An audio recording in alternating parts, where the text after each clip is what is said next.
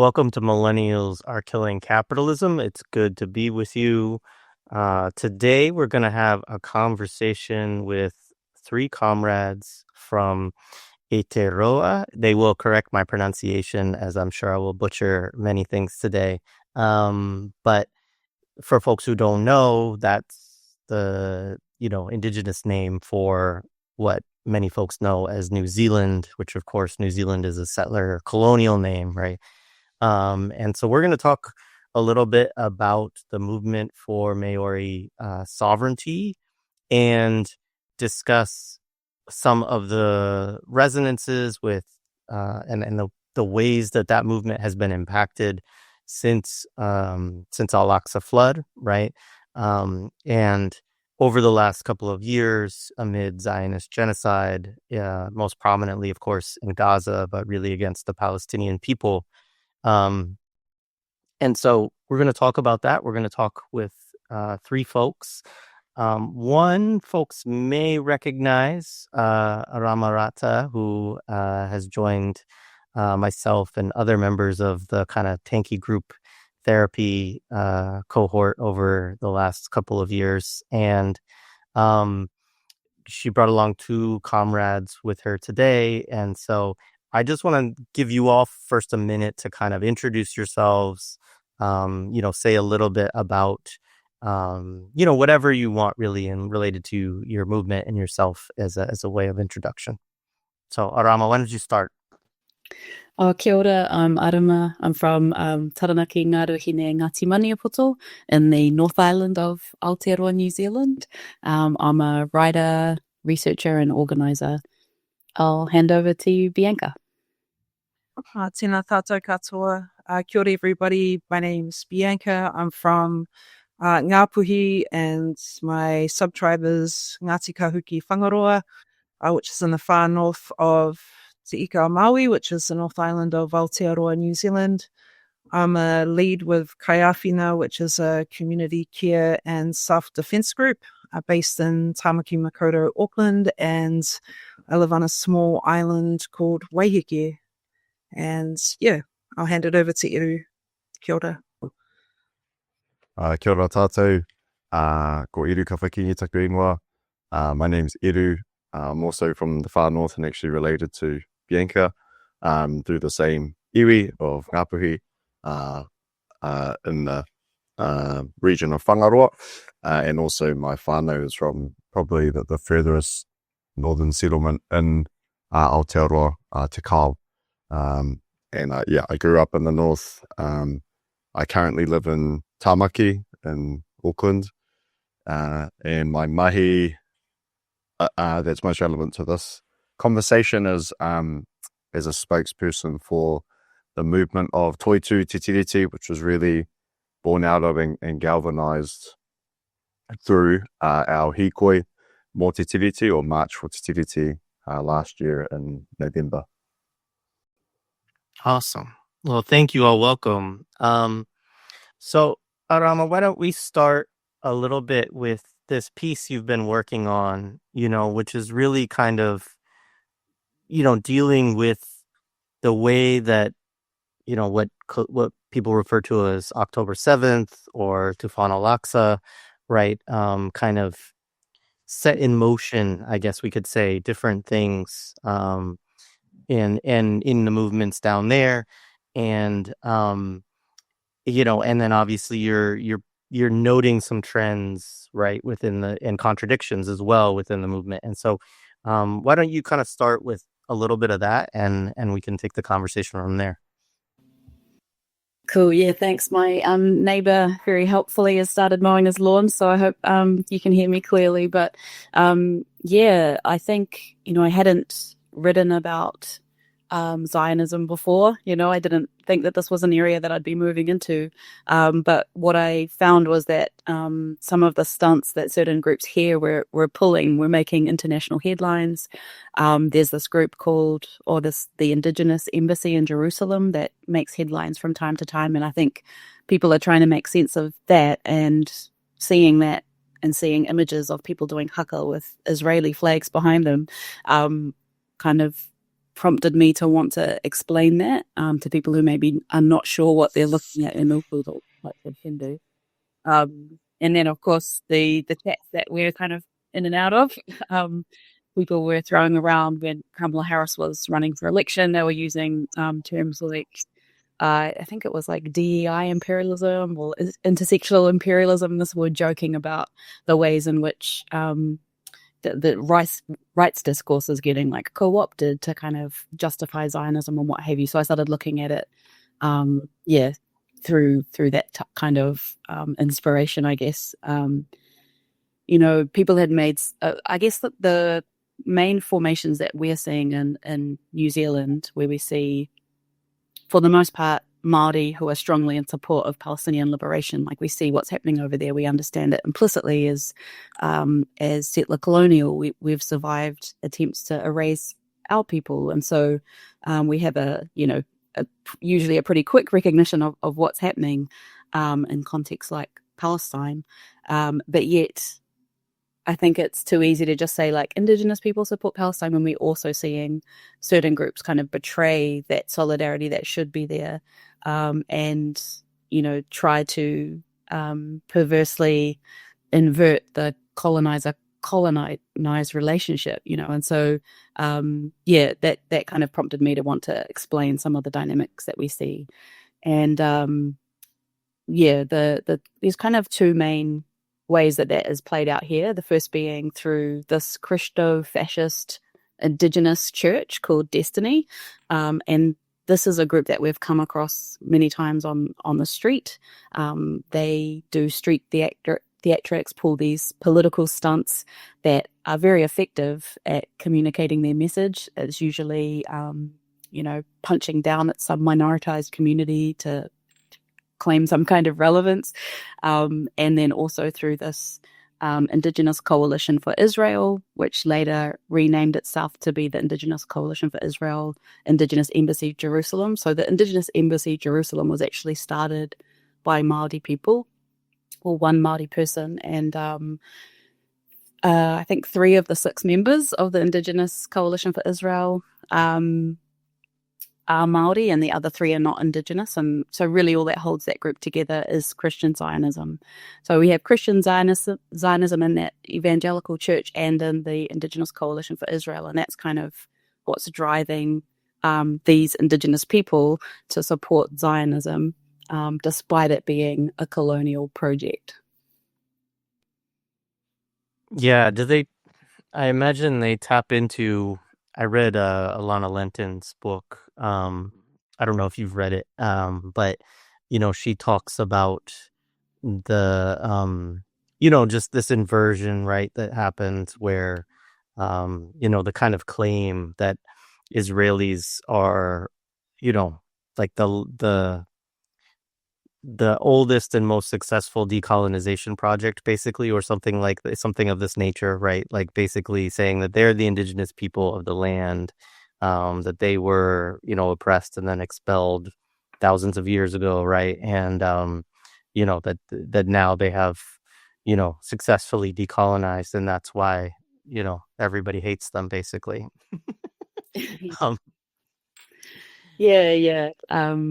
Those claims are, it's difficult, isn't it? Because like on the one hand, even engaging in the debate about whether or not this group of people are Indigenous is really distracting from the fact that they're committing genocide, so it's a difficult kind of conundrum that you'll put in, and that's what they constantly do. They kind of invert reality and throw these challenges at you that force you to then concede territory to argue over the most basic kind of premises that we should all have like a basic understanding of. But I think that it's only because of the success that we've had with Palestinians who really were foundational to our understanding of settler colonialism to begin with, right? That's kind of where the roots of settler colonial theory come from, and yet it's kind of emerged through the kind of been filtered through the settler Anglosphere, and so many people kind of trace its roots just to like Patrick Wolf in Australia, and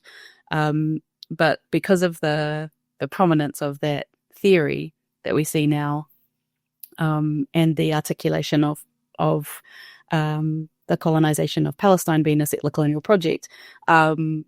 It's because of that success and that understanding of what we're seeing in Palestine as a settler colonial project that has forced Zionists to try to rebrand their settler colony as a decolonial project, right?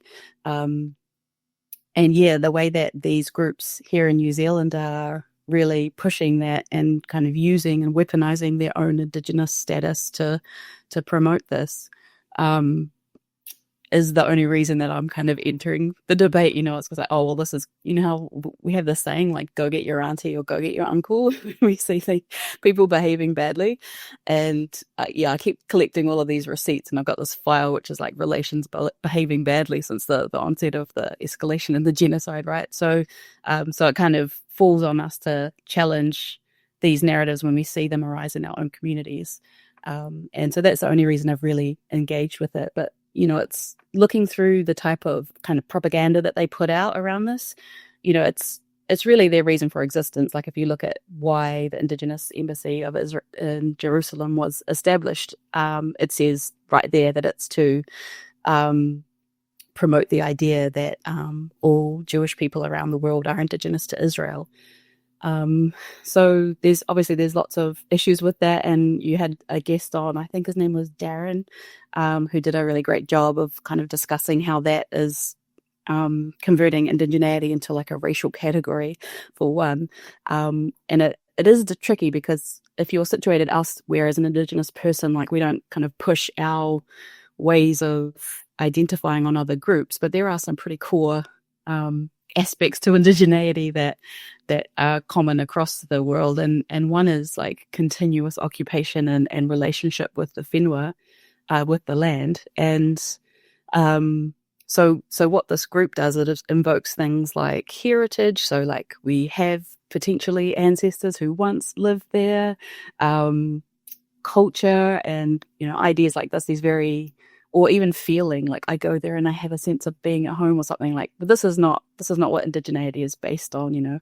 For us as Māori, like, we migrated throughout the Pacific Ocean. We passed through places along the way. It doesn't mean that we can go there, even though we feel at home, even though we feel like a spiritual connection. Doesn't mean that we would ever try to assert indigeneity in those places.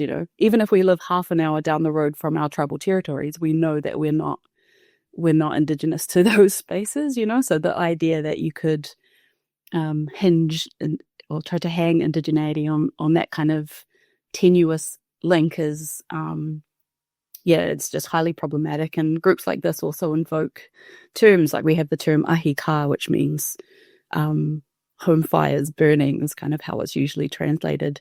And we use this to talk about the people who keep our home fires burning.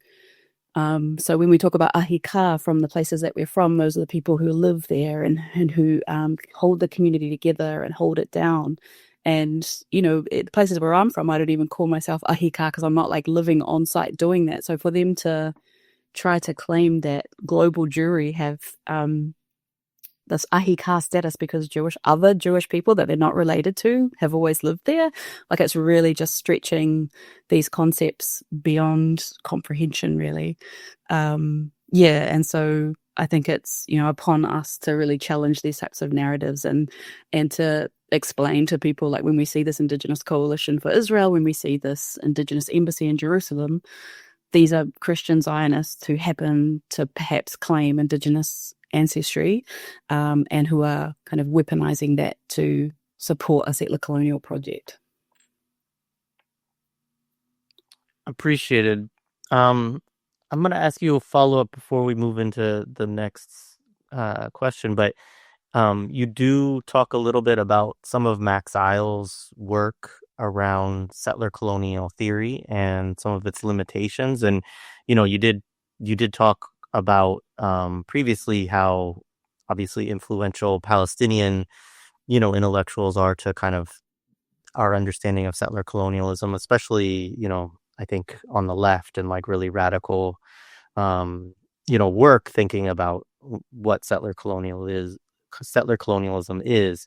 But, I think Max and probably you were also talking about the way that settler colonial theory has been taken up in the academy, and some of the expressions of it that we see there, some of what you talked about with relation to Patrick Wolf, who I know that, Max Owl's kind of also, working through his work in some of his critiques. And so, what are the ways that kind of infuses into what you're noticing here?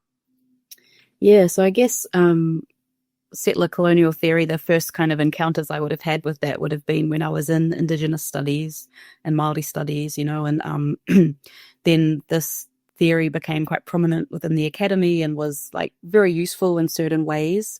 It allowed a space for, because we have something called kaupapa Māori, which is like, of, by, and for Māori research.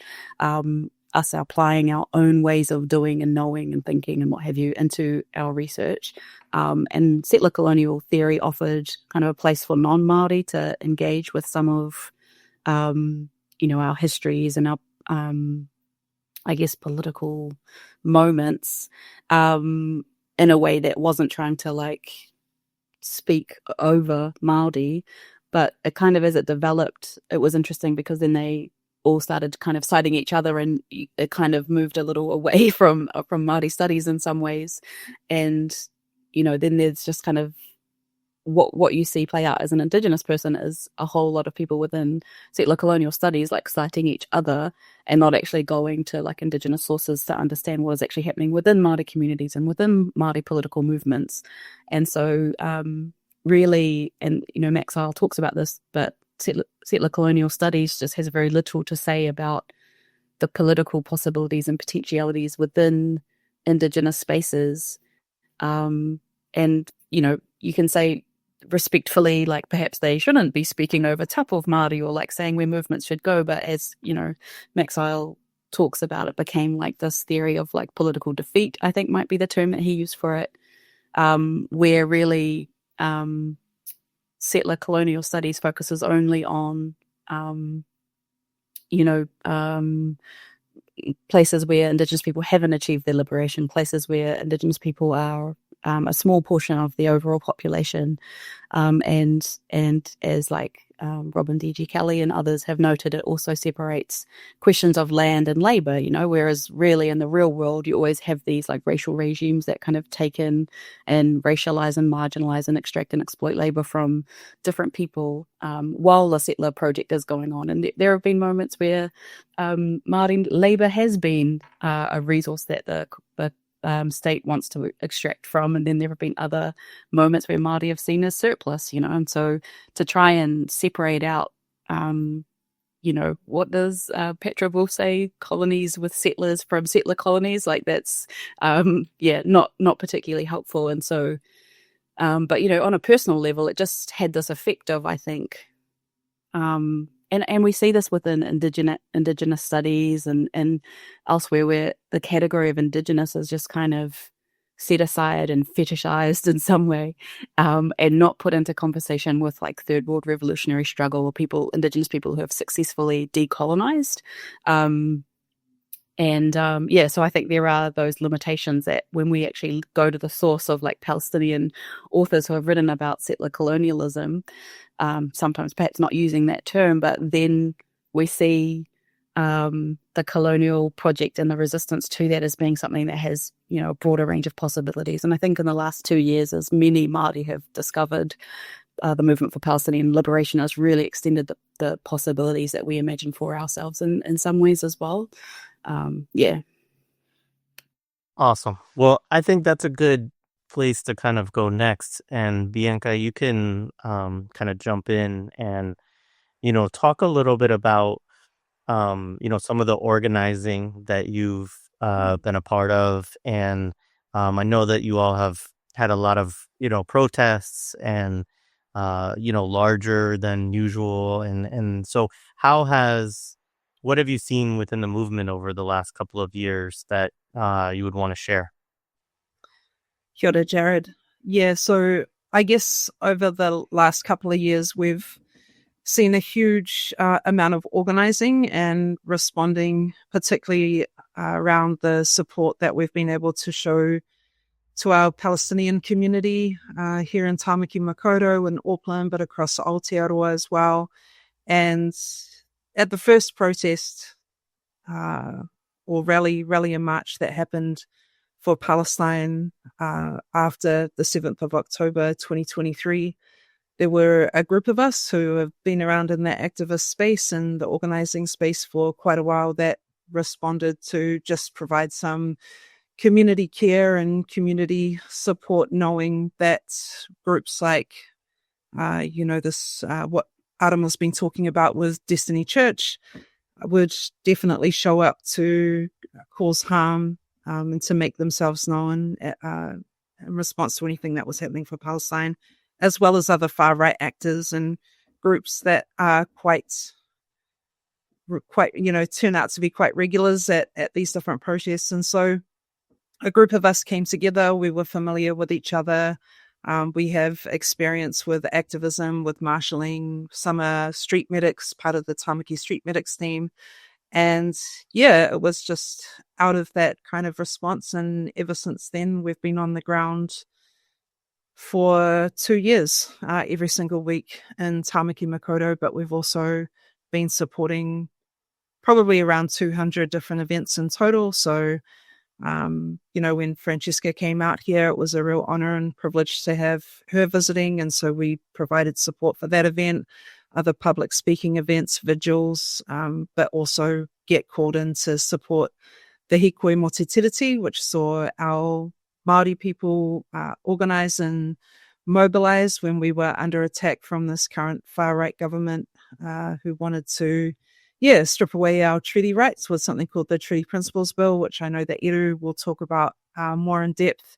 So we have a community care and self-defense group called Kaiawhina, and Kaiawhina is like someone who, provides care and support, and our values are based off our Māori values. So it's like kia manaki, to practice care and respect, kia tika, so to be principled, to be disciplined, and also to be kaupapa driven and non-violent. Kia manawa nui, which is about being steadfast, and kia whakakotahi, which is about creating strength and unity. So while we have formed out of the response to the weekly Palestine events and what's been happening in Gaza and in the West Bank, we also support workers' unions, support the Māori protest movement, and our trans takatapui and rainbow community, and so on. And so we know that on our pathway to liberation, and if we're kind of exercising our rangatiratanga and our mana motuhake, that is about keeping our people safe as well, and particularly in this current government and what we're experiencing with the increase of the change in laws around our democratic rights of process and the increase of repression and also surveillance. We've just officially had an FBI office open up shop here in Wellington, which is deeply concerning. So we're part of the Five Eyes. I'm sure most people will be familiar with the Five Eyes. And we know that the FBI has been here for a long time, but also that, it is kind of cementing that relationship now that they have an official office. And those that have typically been surveilled and targeted are Māori activists in particular, or leftist activists. And as a result, we see, those that are really showing the greatest risk here in Aotearoa to be the violent extremism of the far right, and those that we see as fascists here in Aotearoa. And you need to look no further than the Christchurch mosque attack to see someone who went completely undetected while Māori are being heavily surveilled and criminalized for protest action. So as Kaiawhina, we come up face, right on the front lines with Destiny Church, and they have proven that they'll use violence. Two of our Kaiawhina are currently going through the courts in a trial with after being physically assaulted when this fascist paramilitary kind of cosplaying as a Christian church actually stormed a library that that was having a reading by a drag queen, and there's 7 of them up on physical assault and sexual assault charges because of that. So we cannot say how incredibly dangerous this group is, and the need for us to be able to provide self-defense and care manaakitanga for our communities, particularly when people are mobilizing. And that has really been a lot over the last 2 years, not just for Palestine, but in response to this government that we currently have. So that's, one of the things that I'm most active in at the moment. The majority of us are wahine, so, and we also have amazing women, and we have amazing pane, men that stand with our movement as well. But it's been quite a beautiful and amazing formation of our ropu, of our group, and we're just continuing to build in strength. And we had 140 of us support the March for Humanity that saw 50,000 people take to the streets of Tamaki Makaurau last month, in support of sanctioning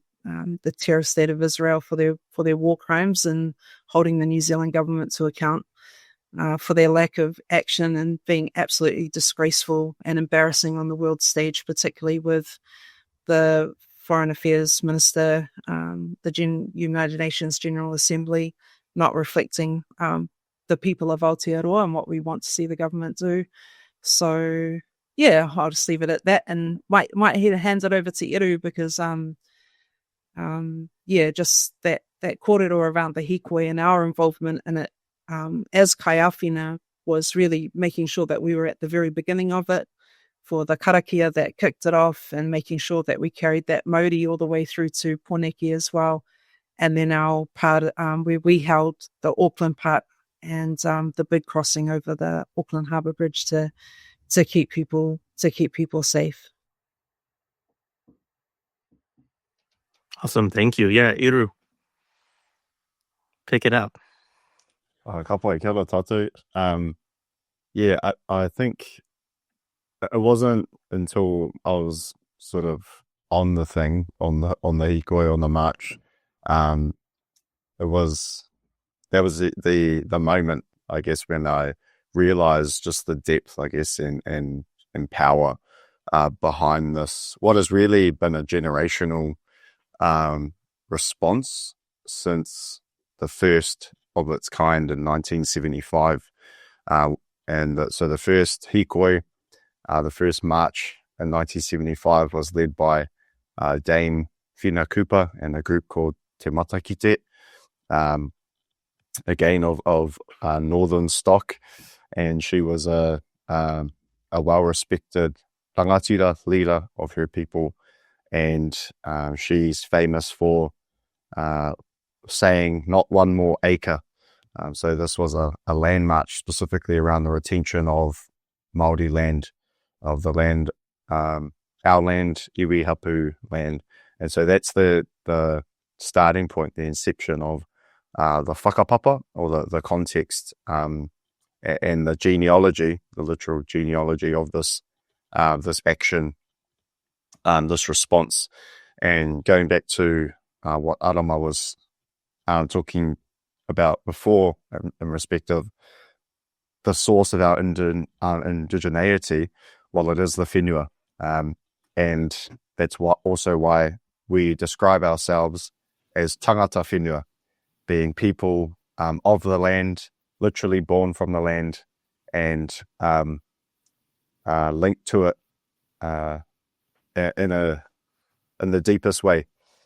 And I think that speaks to the magic and the power of marching and literally connecting our feet with the land, and being present on it, and making our presence seen, heard, and felt.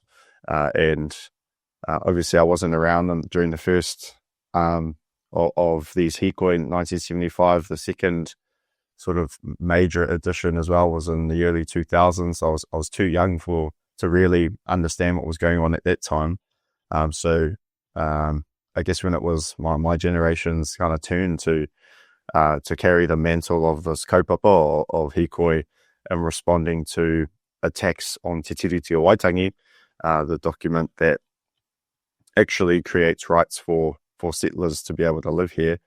And ironically, we're the ones who have to protect the sanctity of this document. It wasn't until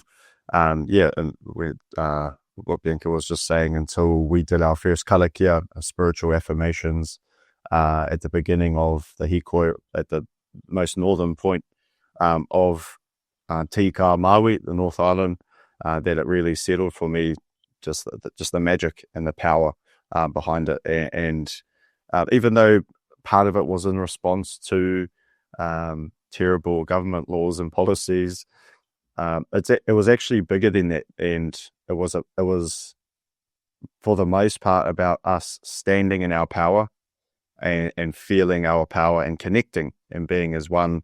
And I think our generational kind of version as well of hikoi as a legacy expanded the movement in a way where non-Māori, non-tangata whenua, we call them tangata tiriti, could be part of the kaupapa and could also turn up and walk with us side by side and support.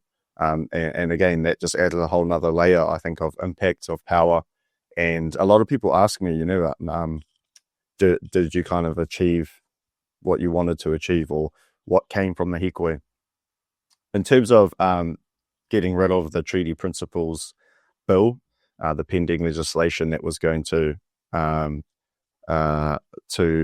really manipulate, transmogrify the words of Te Treaty of Waitangi, Treaty of Waitangi, that was kind of the more immediate outcome. But I don't think we can honestly answer that question until the kind of next generation comes around. And it's exciting for me.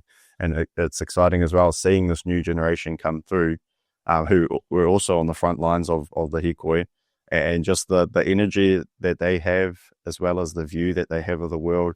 And also they see the connections better, I think, between our movement for sovereignty and movements for sovereignty in other parts of the world. Probably in a way where my generation upwards still kind of just coming to grips with it. And so it's exciting, actually. And it was a life-affirming event, and something I'll never forget. Maybe, Edu, you could help people understand the hikoi as well. Often in places all over the world, you'll see like a national march where people drive to, say, wherever their parliament buildings or what have you are, and then all march together.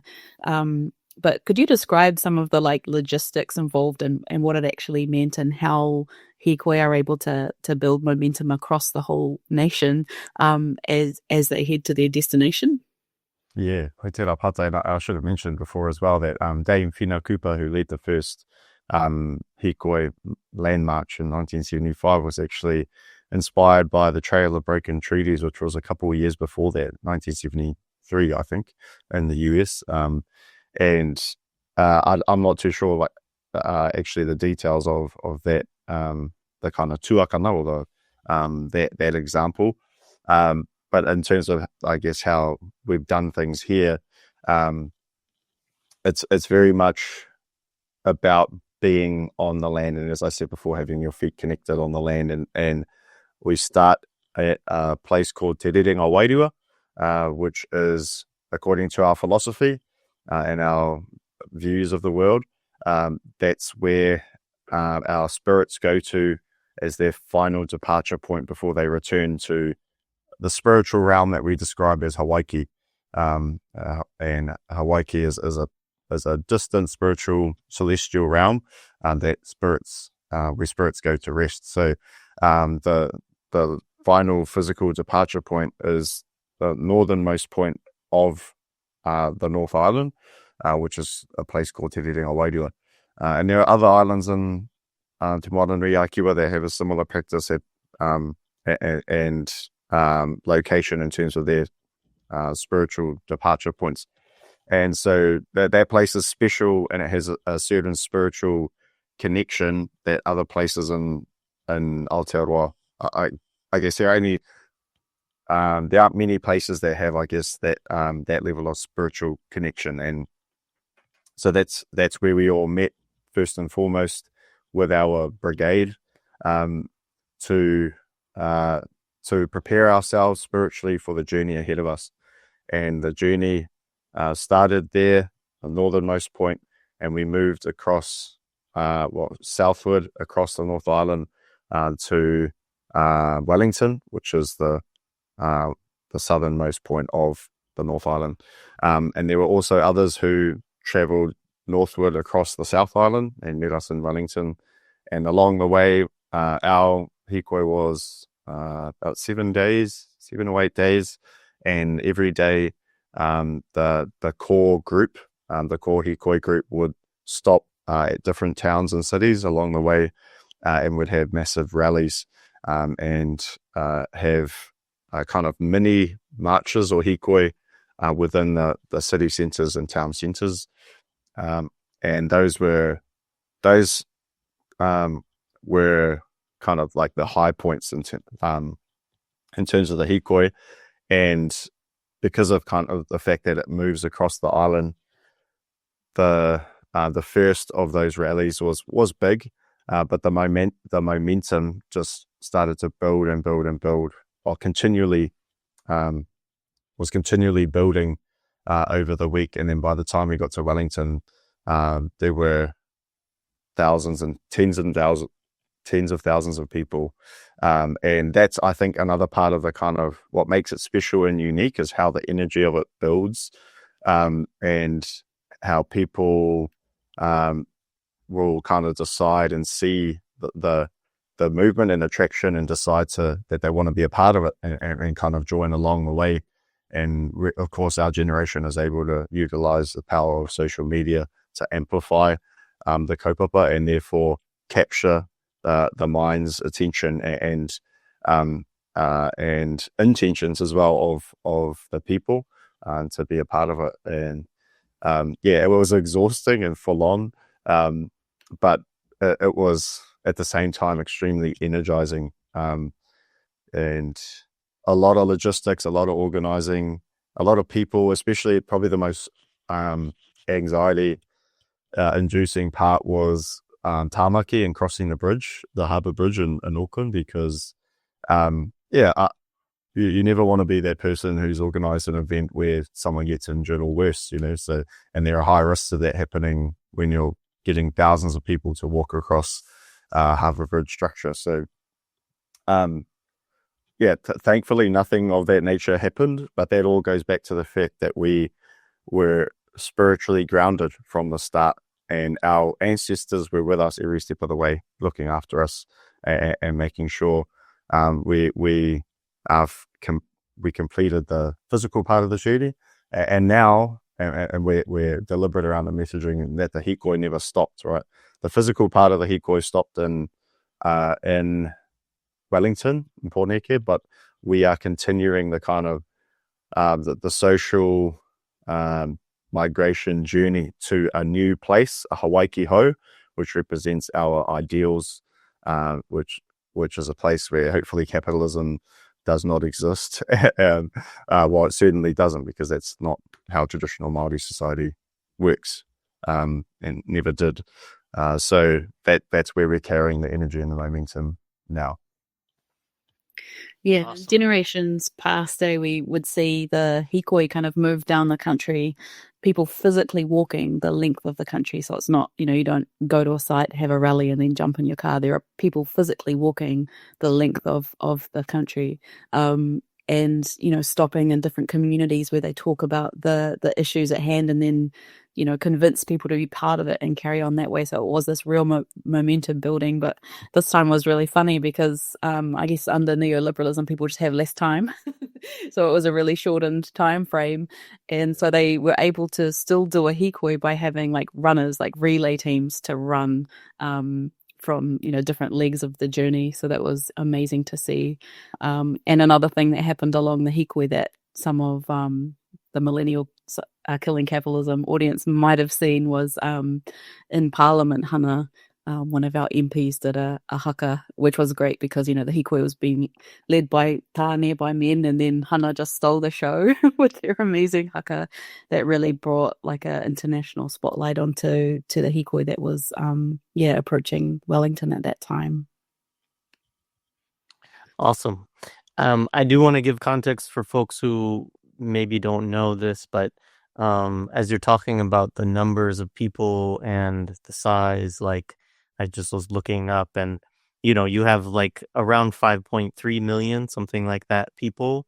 And so, it's like about the size of like South Carolina or Alabama in terms of population in the United States. And so, when we have numbers that might be larger than that, although very often not, right? But it's also, we have a population of 300 million people, and so to get tens of thousands of people out is quite amazing. I think the estimates for the hikoi for the march for the treaty were 60 to 100,000. That was kind of the figures that I saw, which puts that as the largest protest we've ever had. So it was pretty incredible moment of unity because of the extremity with what we're dealing with this government.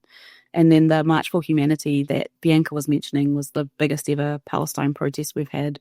And the biggest protest, even not just for Palestine, but the biggest protest in Auckland we'd seen for at least a couple decades. So that's just speaking to the mobilizations that are happening at the moment.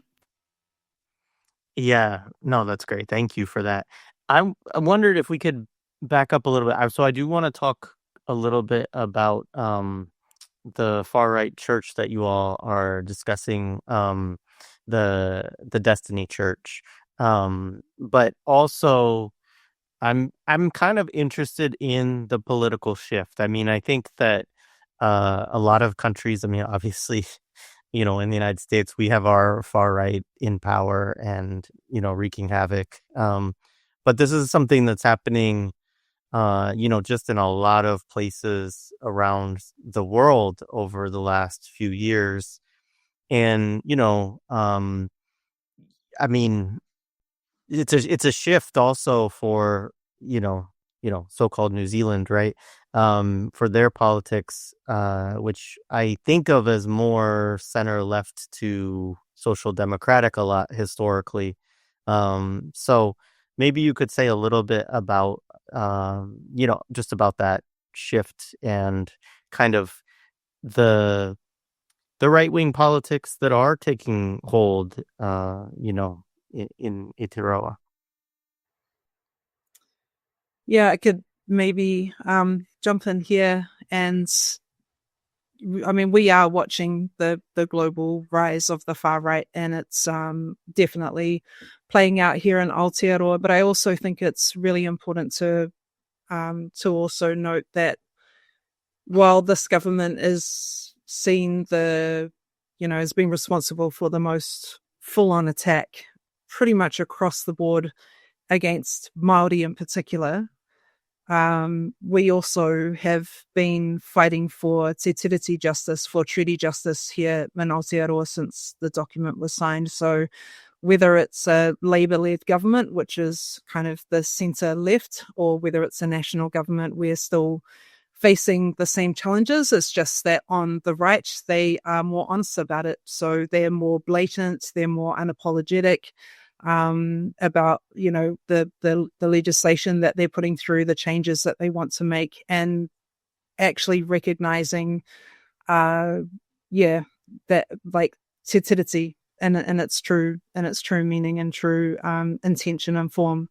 And so currently we also have MMP system. So we're in a coalition at the moment, with National being the majority party in coalition with two other smaller parties. And those are the more far right end of the coalition, but they're very much in control of the government. So the National Party itself is not really demonstrating any kind of leadership. They'll say things like, we wouldn't necessarily have put through these anti-Māori laws or legislation, but we have to move as one with our coalition partners. And it's just really clear to see that they're being outsmarted and completely dominated by the leaders of the smaller parties. So, so I guess like for us, we have parties that are really committed to capitalism. I would say that maybe decades ago, there was kind of a socialism, capitalism mix potentially with the Labour Party, where you would see like decent social housing. You would maybe see benefits that people could potentially actually live on. And then the only real alternatives that we see are Te Pāti Māori, which is the Māori Party, which is the party that Hana is a member of parliament with. Hana is the one that got up and did the haka, and just wanted to kind of touch on that as well, that when Hana got up and did the haka in parliament, the government moved the introduction or the first reading of the Treaty Principles Bill to halfway through when this historic hikoi was happening across the North Island, and that was to try and delegitimize the movement or try and take the steam out of it, because it's like, oh well, by the time you get here it's all done and dusted. And it was just so powerful to see, like, even though we have like our fronts of resistance, and those might become more visible to people when we have our people defending the moana, defending the ocean, or defending the land, and different noho whenua or encampments that pop up around the country. It's like for our people, it's happening every single day, whether it's in our total immersion Māori schools, whether it's at our marae, in different parts of our whānau, our families, and our tribal groupings. And so for Hana to get up and respond was the absolute appropriate way within our culture to respond to that kind of attack against Te Tiriti and against us as Māori people.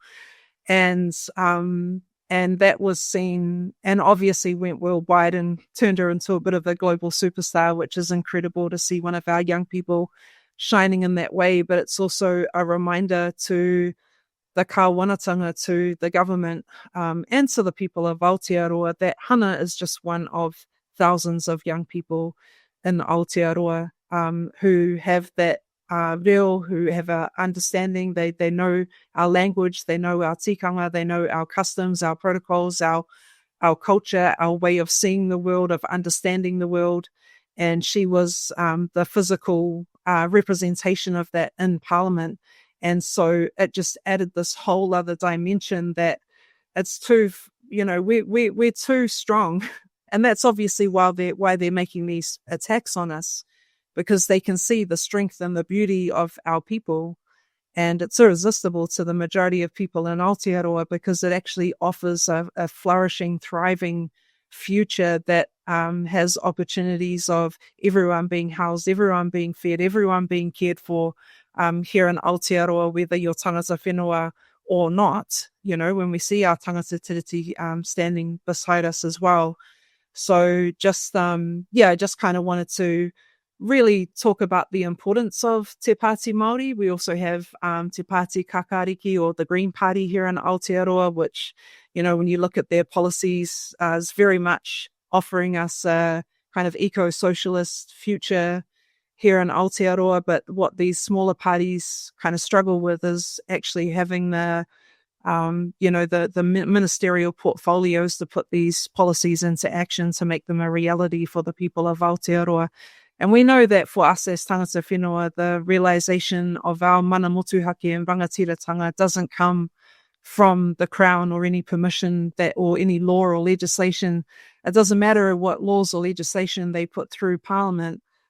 They can never take that away from us. It's in us, and it's always been with us for thousands of years on this whenua. And so, just in terms of responding, or the shift that we're seeing in the government, I think opens up this whole new realm of understanding and possibilities for us as Māori, and particularly for our young people, as they find this completely intolerable and incompatible with a livable future, or even of being Māori. And so it's exciting to think about, when Eru was talking about this Hawaii ho, it's like, it's us actually stepping into our rangatiratanga and actively practicing that and demonstrating it, and that our hikoi isn't to go down there and call on the government to do better.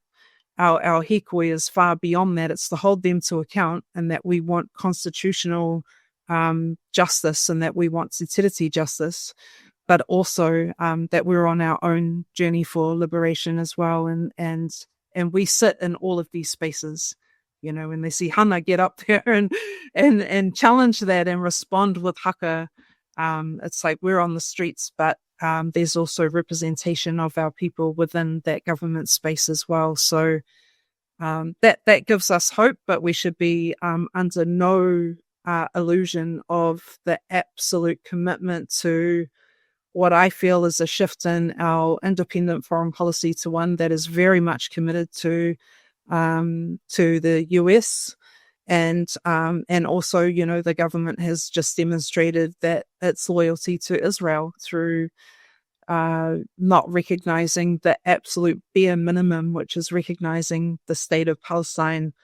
So yeah, there's lots of definitely, very troubling things that are a real barrier to a lot of the work that we're doing, but also want to reaffirm that we are the sovereign people of Aotearoa, and that agreement with that our tupuna made at that time with the settlers who were here with the signing of Te Tiriti reaffirmed that from a document that was even signed 5 years before that, which is He Whakaputanga.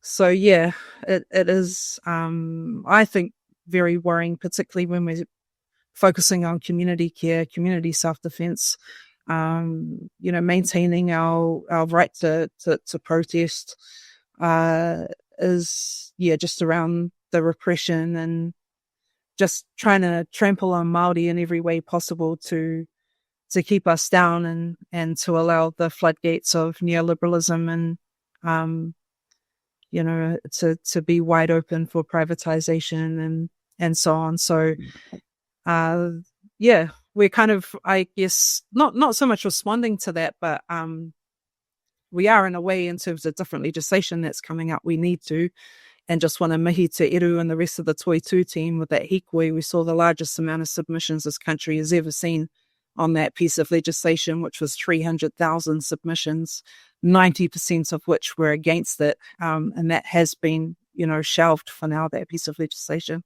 So a real success in that sense, but our movement is so much greater than that. And the importance of us maintaining our discipline,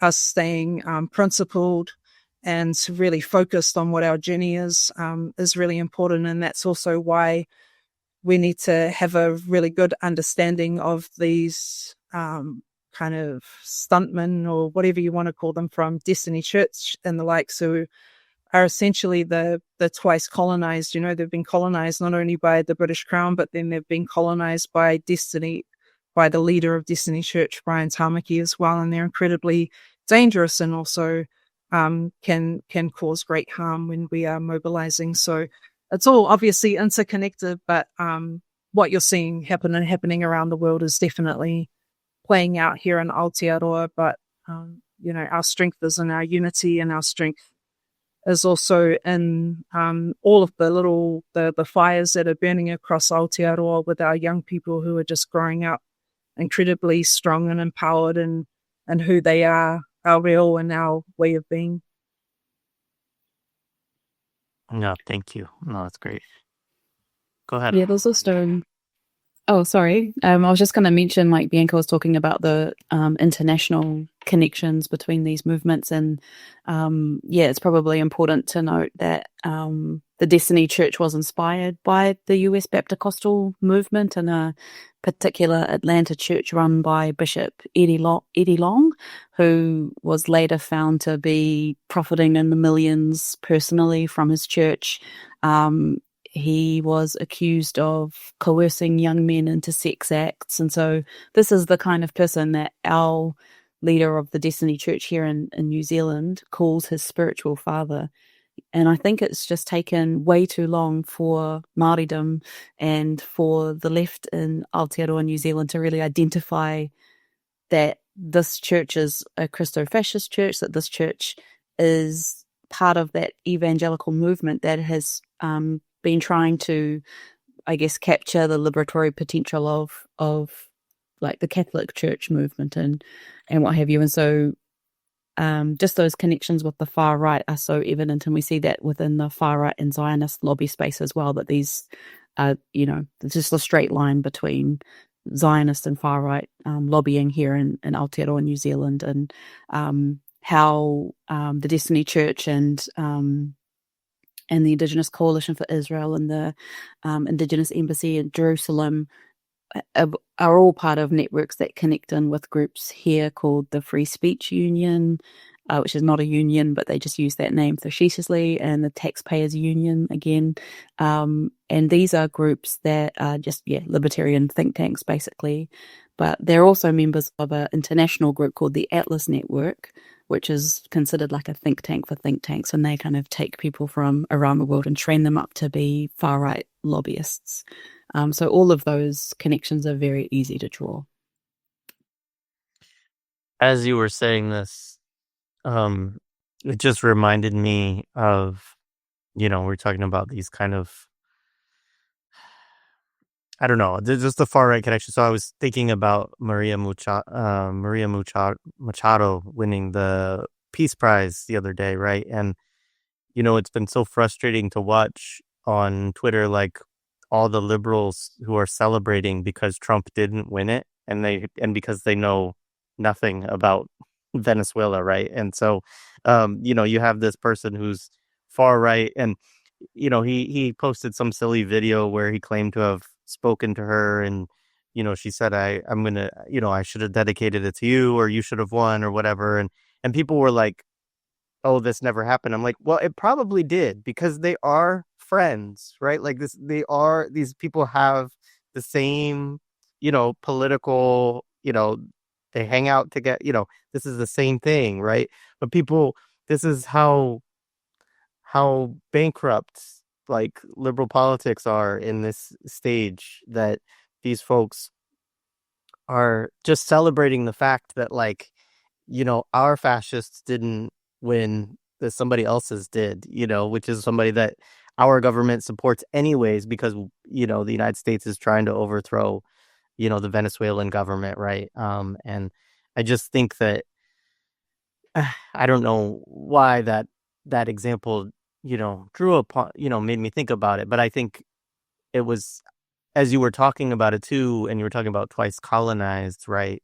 I was just thinking of that too, because I think our image, when you say it's a far right church, or it's a church as an evangelical church, like the image in a lot of our minds in the United States would be like, oh, you mean like it's a white church, right? But like, you're actually talking about, internal politics among Maori, in terms of, elements of co-optation, as well as elements of right-wing politics that are able to take hold through religion. And so anyways, I mean, just solidarity to you all dealing with that. But, yeah, I mean, we didn't mention as well that we talked about our national party being in coalition with these two far-right parties. The leaders of those two far-right parties are also Māori.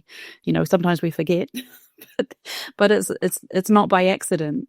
There is a value that can be brought when you put a person of color in the front of something to lead something that's incredibly racist or violent. And we see that obviously around the world. But it's just very common for Māori to front things that are going to be really detrimental to Māori ourselves.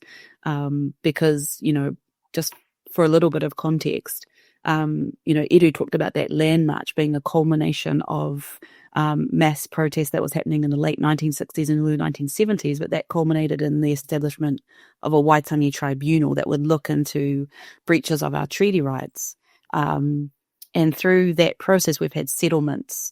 So this is where iwi or tribes have had to settle with the Crown and receive, meager compensation for what has happened to them. But through that process, it's kind of diverted a lot of political protest movements and what have you into this legal process, and also resulted in some compensation being paid to Māori and the emergence, which coincides as well with lots of economic factors, but with the emergence of a Māori middle class. And so then we have, the politics of recognition that people like Len Coulthard talk about, of course. And just this comprador class that can be used to head far-right political parties. And, Bianca mentioned Winston Peters. He's the leader of one of these parties and our foreign minister.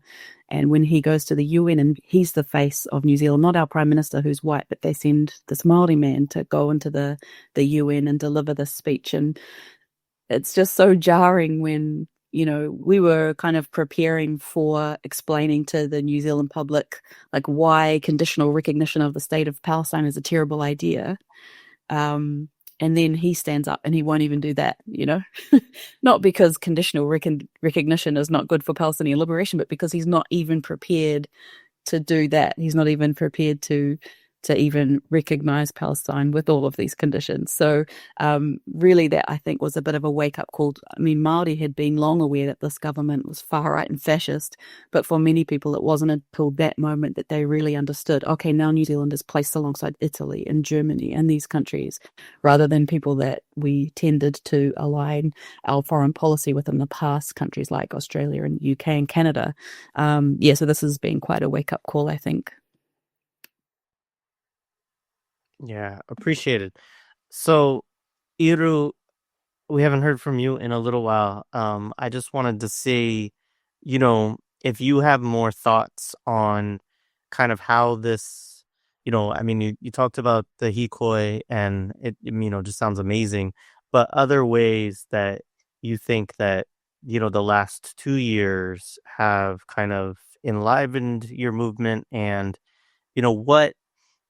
what do you talked about the momentum, like what does that momentum feel like and what do you see people like doing with it and trying to make of it, I guess?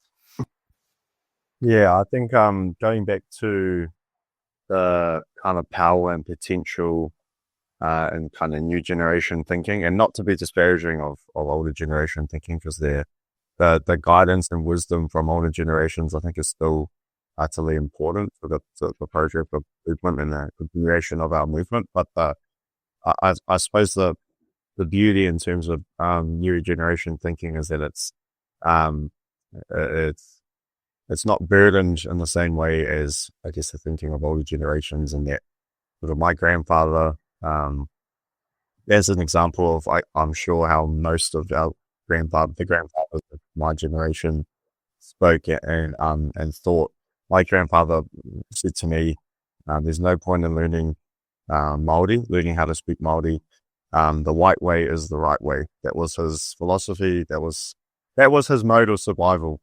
And even though he was born and raised in the most northern part of Aotearoa, and native speaker of Te Reo Māori, intimately connected to his place, his culture, his language. He was so traumatized by the colonial project that he never spoke Māori to my mum and her siblings, actively avoided any sort of form of Māori education, and then to his grandchildren as well.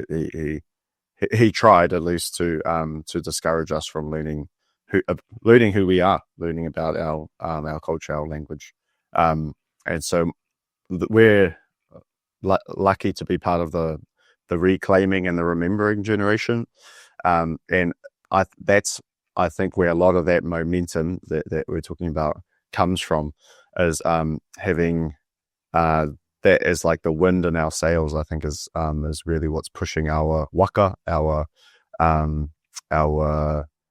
movement forward, and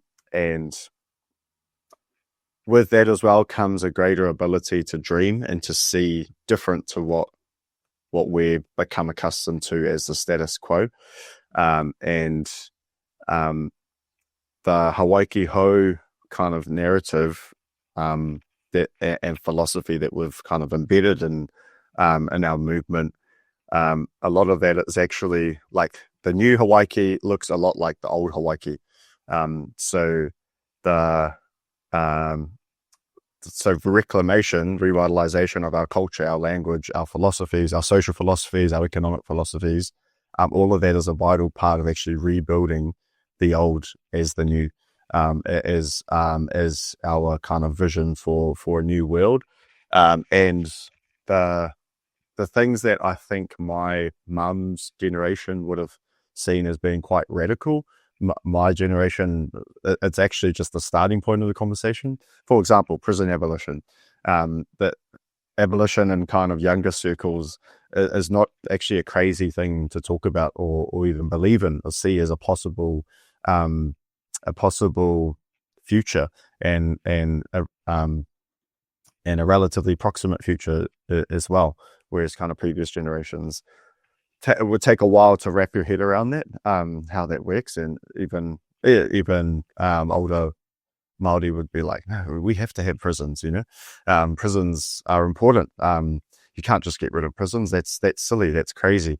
Whereas there's a greater willingness and openness and appreciation of these transformational reform ideas, I think, in a new generation. And I think as long as we kind of feed that energy and keep speaking power into our truth, speaking power into our new reality, it's important. And there's a prophetic saying actually that I always go back to. So Bianca and I come from the iwi of the independent sovereign nation of Ngāpuhi, and has many sub nations. And Ngāpuhi is the birthplace of Te Tiriti. Firstly, our Declaration of Sovereignty in 1835, Hea Kaputara, and then Te Treaty of Waitangi in 1840, which is a relationship document, effectively. But during the signing and creation of Te Treaty of Waitangi in 1840, there was a tohunga, or an expert in Māori tradition. His name was Papa Hurihia, and he was so connected, I guess, to his world, to his environment, that he had a great ability to foresee. He had the power of foresight. And during the signing of Te Treaty of Waitangi, he shared to his people his foresight. He said, this was all in Te Reo Māori, but I'll just give the English version. He said that this treaty document would be manipulated, and he used the metaphor of a spider. Ka huri hei pū ngā were were, is what we use.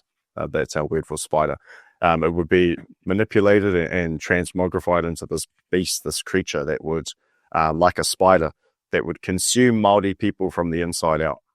And the result of this consumption and this violence would, he used another metaphor, which was the carcass of a cicada, te pāpaka o te tūtū tarakihi. And that's what he foresaw to be kind of the state of Māoridom at one point in time, after the signing of Te Treaty of Waitangi. And then he also shared that we would be stuck in a whirlpool, in a cycle, in an endless cycle. And that's very much kind of the phase that we're in at the moment. But it's not all doom and gloom. The last part of his foresight he said to his people, 200 years beyond the signing of Te Treaty of Waitangi, the truth will rise to bring justice to everything. And that's, if you do the maths from 1840, 200 years, that's 2040, 15 years from now. And my generation and the new generations coming through, we're in the thick of that transformation period that was foreseen in 1840. So, and those narratives and traditions are important. Our oral cultures are important, because they prove to us that change is not only possible, it's inevitable, and it's coming. And we're the truth and justice generation, and we're doing all the things that we can do to realize and make true those foresights from almost 200 years ago. Awesome.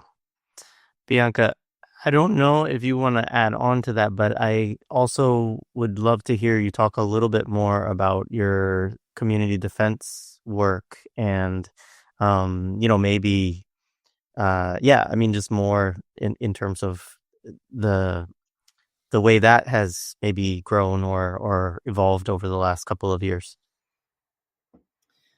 Yeah, so Kaiawhina is the name of our group, and we've definitely been growing in terms of the amount of people that are a part of the kaupapa, part of the group now, and are getting quite experienced at dealing with particularly Destiny Church and other far-right actors that are turning up to create harm at the different protests, rallies, events that we're supporting. And so we've become quite organized, and we have different kind of parts of our team now that are specializing in different things. So those that are willing and able and trained to be on the front lines with particularly with Destiny Church, and knowing that they can and they will use violence, and also just around upskilling our group, and also connecting with other groups across the country as well. So we just had, I'm not sure if you have a film it's on Netflix, it's called Mr. Organ.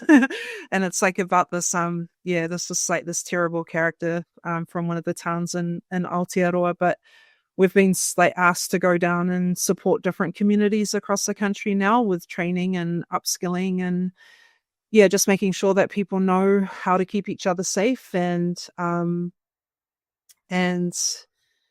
moving now more into self-defense training as well, and having wānanga, which is where we come together for like immersive learning experiences on our marae, which is like our within our ancestral meeting house, and really diving into intersectionality, into fascism and anti-fascism, into self-defense, and understanding who our enemies are when they present themselves to us on the streets, and how to respond. But also had the real honor actually of linking up with the NAM self-defense team, which is in Melbourne. And so we were over there recently for a socialism conference, and it was 2 days after the neo-Nazis had stormed Camp Sovereignty in Melbourne, where they kind of went from the March for Australia, which is essentially an anti-immigration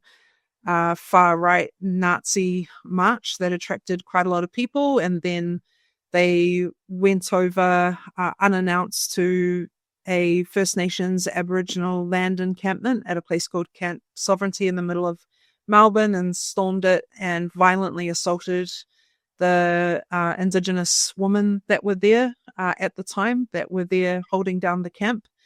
And they were also, some of them were hospitalized. And so we got there like the day after that happened. And the first thing that we did was we went up to Camp Sovereignty to, just to acknowledge them, acknowledge who we were, to offer koha, to make connections, and to hear about what happened. And then because we're on the front lines and leading our kaiawhina at all of the Palestine rallies here in Aotearoa, we went to the Palestine rally in Nam and connected up with their community self-defense team there, and was very fortunate to be trusted and welcomed in by their leadership, and just learnt so much after they had come face to face with 2,000 Nazis on the street of Melbourne just the weekend before. And so a lot of those skills that we're able to learn from other groups, and also, Kala Mendoza, who's been very active in New York. We caught up with him in New York, and when we were there, and learnt some of what they're practicing, and particularly what they learnt out of the Black Lives Matter movement, and using our own kind of ways of extending care and manaakitanga and our Māori way of doing things, but also being informed by these incredible people that are dealing with things that we will be dealing with here in Aotearoa, because what we see happen in America and what we see happen in Australia eventually, lands here in one way or another in Aotearoa. So I do feel like with our group, we're becoming incredibly organized. We're really committed and disciplined. It's a space where people feel that we just had a wānanga yesterday and a training, and the kōrero from our whānau. We've got mokopuna, we've got grandchildren of the founders of the Black Panthers in America that are part of our team. We've got, our Muslim whānau part of our team. We've got Māori, we've got Pacifica, and we've got our tangata tiriti, our Pākehā, non-Māori people that are part of our kaupapa as well. And so just all of what they've experienced, whether it's been, growing up as a child in South Africa and experiencing apartheid and racism and violence and, being part of our Muslim communities here in Aotearoa, people can step into our kaupapa and feel fully embraced.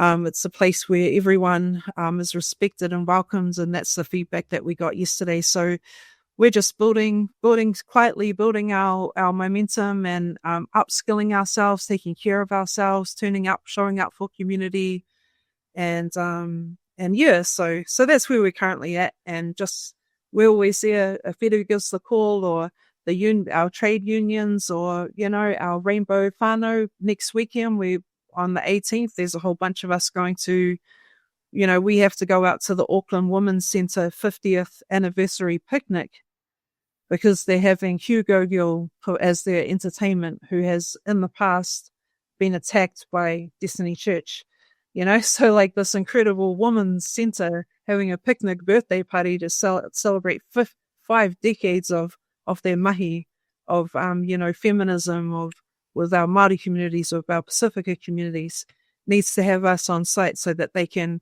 be sure that if this, these group of goons turn up to cause harm, that we're there to prevent that.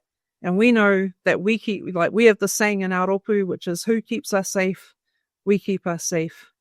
And that's because we know that the police and the state are there to protect property. They're there to uphold and maintain the ongoing colonial project here in Aotearoa.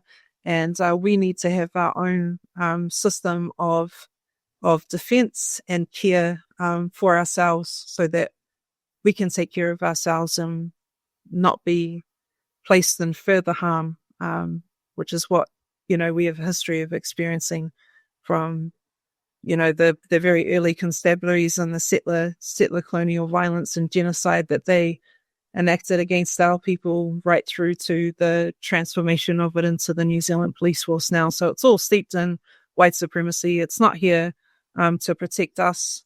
And so, yeah, we're here to protect us. Right. Sorry, I just... Oh, no.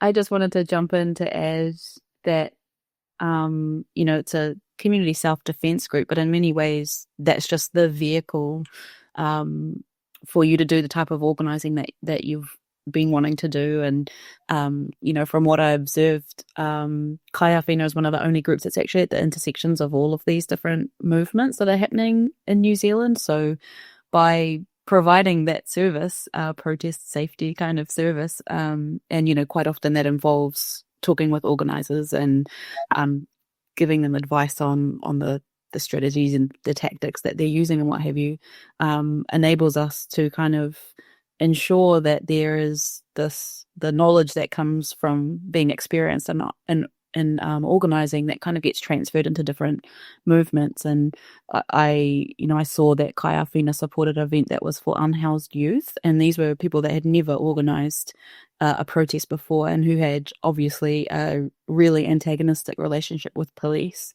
And this was one moment where the role of Kaiawhina was just really evident, in that they were able to step in and support these young people who've never organised a protest before, to hold that protest and to keep the police away from what would have been a really antagonistic confrontation. So, yes, it's about community safety, but I see it as so much more. It's also about political education. So we have this is a group that comes together to deepen their knowledge on different, so many of the things, as like someone who's come from academia, so much of what I've done in the past has been very theory heavy and action light, whereas Kaiawhina is quite opposite.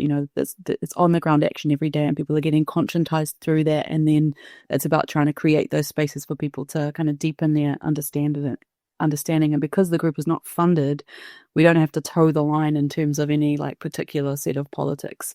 So yeah, it's really interesting. But certainly over the years, we've supported some of the actions that Eru has led. And I guess one kind of critique that that organisers have had sometimes with Toitu, Eru's group, has been the very close association that Toitu has with the Māori Party. So Toitu was kind of very closely linked with Te Pāti Māori and its formation. And so sometimes people couldn't really separate this political movement outside of Parliament with this party that holds 6 seats in New Zealand's Parliament. But Eru, there have been some pretty big developments on that front. So could you talk about like what that relationship has been and then, what the recent developments have been and what that means for the movement? Yeah, tēnā koe Arama. But in terms of my relationship with that party is through my mum, as she's an elected official who represents the Northern Māori electorate. And I managed a campaign, and at one point in time was very invested in the operations of the party, and was right in the middle of that. And then I started to become more passionate about ground and community work, but Te Pāti Māori, in terms of kind of a platform and an opportunity to spark kind of a consciousness was important. And Angela Davis speaks of the importance, and sometimes I guess the underestimation of that importance in terms of how political parties can play a role in being kind of a ground or a platform, an arena to inspire at times. And as the movement developed, my kind of experiences on the ground, speaking to the relationship between the Toitu movement and Te Pāti Māori, I started to learn experience firsthand the issues operationally, at least, that can come from that. The first one was kind of external attacks, I guess, from organizations such as the Electoral Commission, and even kind of some far right groups who really kind of milked that relationship as a kind of source of criticism and attack in a way that was just annoying. And then there were points in time where all we wanted to do was educate and make voting easier for our whānau on the ground, and the Electoral Commission just basically didn't want a bar of us, which I suppose they're kind of trained to be like that. So there was that factor that made our operations quite difficult, and also many of our own people just didn't maybe couldn't feel absolutely connected to the movement because they felt like it would mean they have to also commit to a certain political party. And that inhibition I've had kind of experienced in different circles, and my heart was telling me that wasn't right, and that the movement needed to be expanded in a way that everyone can be a part of it, so long as they align with the words of this document. So that way, this document here, Treaty of Waitangi. So long as they align with this document and its aspirations, then this movement is for you, right? No matter where you come from, and no matter who you vote for, actually. So that was a big learning experience, and also working at different times internally in kind of Wellington politics. You do kind of see the how do I describe this? The environment is by design ego driven, right? And vote driven, right? And it was getting to a point where there was a very real risk that we could have just become a kind of a vote donkey for a political party, and that felt dishonest and uncomfortable, and we realized as a movement too the importance of having a movement that can actually pressure any political party and have leverage to pressure any political party and never be tied at the hip to one particular party, because we always know that this kind of vote-driven, ego-driven system by design, every party is going to have ups and downs, and we have to be the constant. We have to prioritize longevity and continuity and be strategic as well. So, we made that clear through the media last week. It's also unfortunately been kind of melded into some internal issues with Te Pāti Māori that are starting to kind of seep out in other contexts, and certain criticisms that have been made by politicians of this party towards immigrant communities, which have been shameful, actually, and don't align with our movement, but speaks to kind of deeper issues inside, I think. So it's kind of been melded into that, which that's how media works. But it's also, I think, the necessary tension and difficulty that we have to push through and work through, and the issues that we need to just openly speak about and be honest about. And at the end of it all, I've surely there have been people kind of aiming criticism at me in the last kind of week. A minority of people, at least from the messages and comments I can see, but at the end of it all, I don't take that personally, and I actually think the most important thing is we're talking about political stuff, because we've been trained not to, over generations, not to think about anything political, to almost have an allergic reaction to political discussion. So the fact that we're engaging more and more, I think, is really that's the most important thing, and we can, in any way, no matter how it's kind of being delivered, there's a passion in the discussion, which is important. Yeah, I appreciate that. I wish that a lot of U.S. leftists would take an approach towards the Democratic Party that gets out from, thinking that they just, have to, that ultimately everything has to be funneled through that one political party.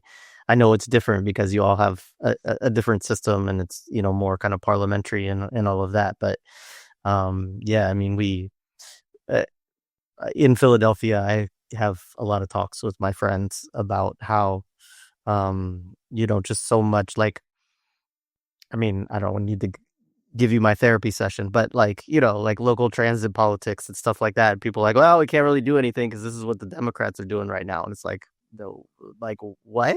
Like, but yeah, so I think it's healthy, to have a movement and to be clear on what your movement is fighting for, and to not break away, meaning that you can't still have a relationship, or you can't still put pressure, or you can't still push a political party, or even support a political party in some way, but that it's not a given that you're within one political home, and that you only and like you say, I mean, why can't you pressure the other parties? So it sounds like you all are like you said, opening a space for a good discussion and a good way to think about pressure. So I think that's great. Yeah, Arama, I saw you come off mute for a second.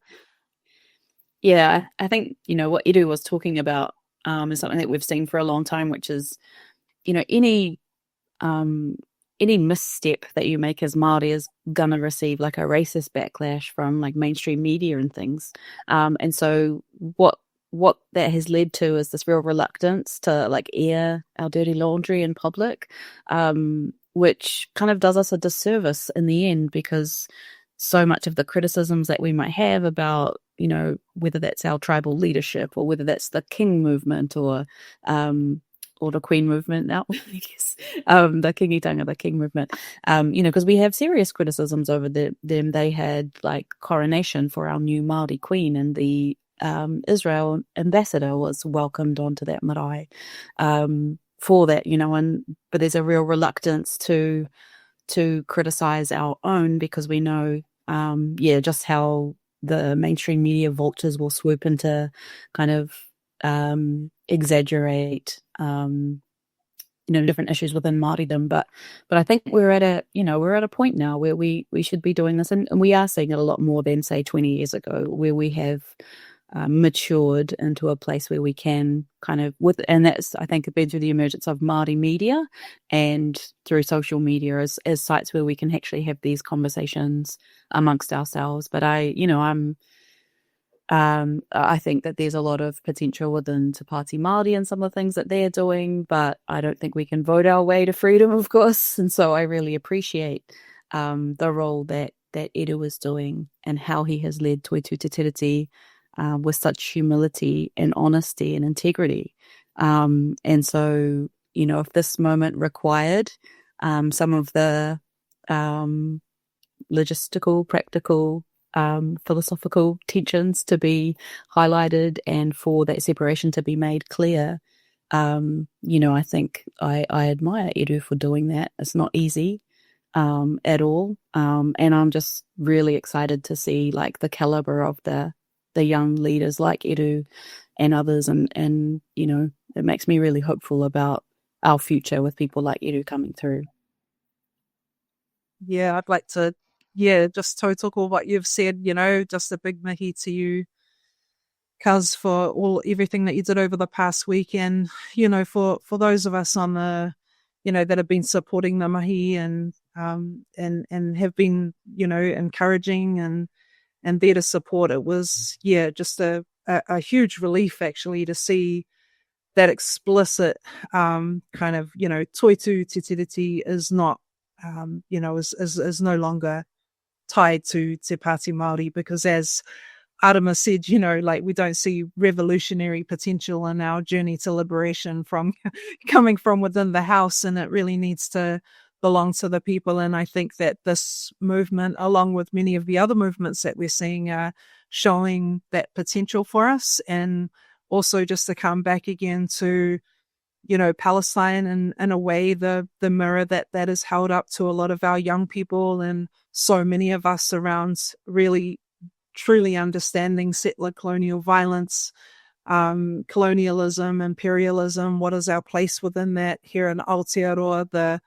The facade just being completely smashed of even the Nobel Peace Prize and, who's just won it, and the fact that, Henry Kissinger won the Nobel Peace Prize, and, looking at Winston Peters getting up as this Māori man, just embarrassing us and not speaking on behalf of Māori or even New Zealanders at all. And then looking at the hand that would be thrown up to veto, really important things to do with Palestine at the United Nations, and the legitimacy of international law and the United Nations, and just so many things are becoming so crystal clear and apparent to the young generations here in Aotearoa, those that have been seeing a genocide play out in real time 24/7 on their phones for the last 2 years, making the connection of that to us and understanding what a livable future looks like for us as Māori, but for all of us in Aotearoa.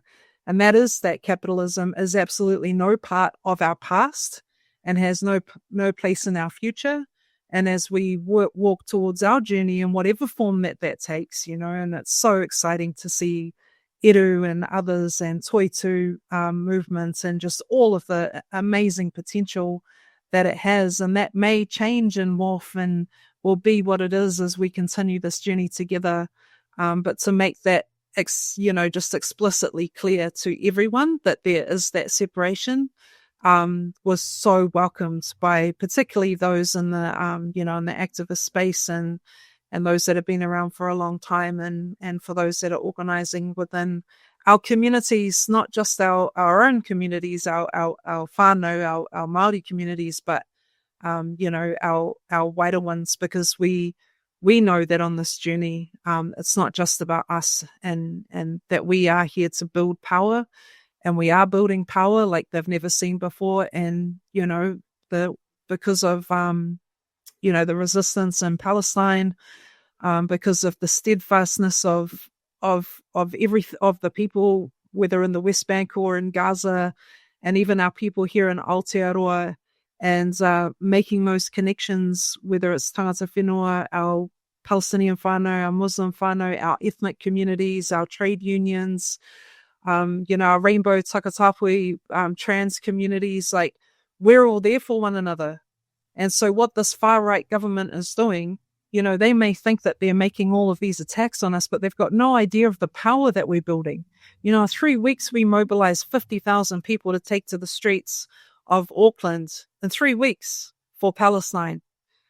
So the more attacks that they're making against us, our people are becoming organized. We're making really strong connections because we're face to face, shoulder to shoulder with each other on the ground, week in, week out for different kaupapa on our streets. And those are really meaningful, long-lasting connections, and we're starting to see them come together. We've just had the iwi leaders, so we had this thing called the iwi leaders forum, which is not kind of like coming out of the streets. It's more of in my opinion, a lot of Māori capitalism, not all of it, but it's very much got a strong alignment with that, who have linked up with the workers' union, because all of our women and our workers are under attack from this government as well. So we've got a big activation coming up around that. But I think, but by what Eru has done over the last week has been commended by so many of our people, and so many from our wider communities as well, because it gives us so much hope, revolutionary hope and optimism for our future here in Aotearoa as we continue on this journey. And that is that we will not stop until our people are liberated, until Aotearoa is free. And we will not stop until we have constitutional justice and te tiriti justice here, and realize our future that was promised to us, and it always has been with us, from our ancestors to today. So big mihi to you, Eru. I really, really acknowledge what you carried over the past week was a lot, and you did it for all of us. So big mihi to you. That was beautiful. Do you all have anything that you want to make sure? I know that I kind of jumped around a bit on the questions and stuff like that, but first of all, thank you all. But is there any other things that you wanted to make sure that you hit before we sort of wind down? No? Okay. Well, then let me just close by giving you all a chance to just say a little bit about, where folks can connect with you, and, if you want to shout out organizations and Instagram accounts or whatever, I have that information. But, I think this has been a great conversation. I appreciate you all coming on and sharing it with us. And, so let folks know how they can follow you or get in touch. Well, if you want to stay in touch with our community community care group, it's just Kaiawhina. I think the spelling of it might be in the description, maybe. Kaiawhina Tamaki. We're just on Instagram, and we have an email, which is kaiawhinaaotearoa@gmail.com.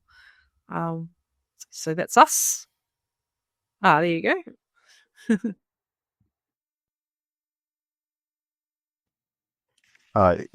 Primarily all our comms come out on Instagram, toitu_te_tiriti. We also have a website as well. That might be an opportunity to support as well. We sell merchandise to kind of cover costs of our activations, and so that's those are our two main ports of communication. And instead of shouting out a group, I just want to thank you, Jay, for welcoming us onto your platform and having this conversation, since the onset and the escalation of the genocide, and the way that you've responded with millennials are killing capitalism by, just being somewhere we can go to on an almost daily basis to stay informed and stay connected has just been a real, spiritual lifeline, I guess, for a lot of people. So we just really appreciate the work that you do. Can feel that it's just coming from such a genuine place, but also intellectually. I know a lot of scholars here in New Zealand who really feel that what you're doing is really creating an intellectual community as well. So yeah, I just want to shout out you and all of the people who are part of Millennials Are Killing Capitalism. Kia ora. Well, thank you for that. I mean, there's a part of me, I mean, obviously, I don't think I could have done anything else, like, but, I've had to do it, I think, for my own sanity. And, and I know that it will continue, and hopefully this ceasefire holds, and, Palestinians have much better things ahead of them, and the entity's downfall will precipitate rapidly. But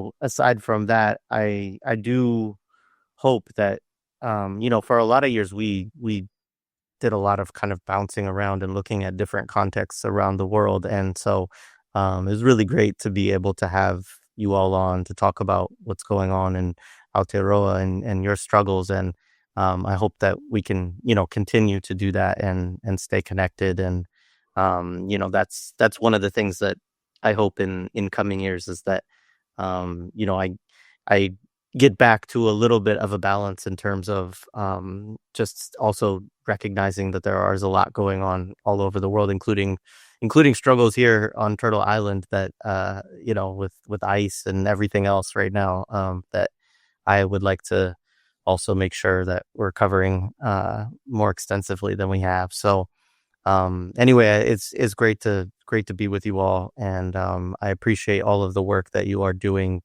both for the Maori community and for your sovereignty, but also the global connections that you make and the solidarity that you engage in, as well as the politics of internal critique, which I think are that's tough stuff, but it's really important too for all of us. So appreciate you all.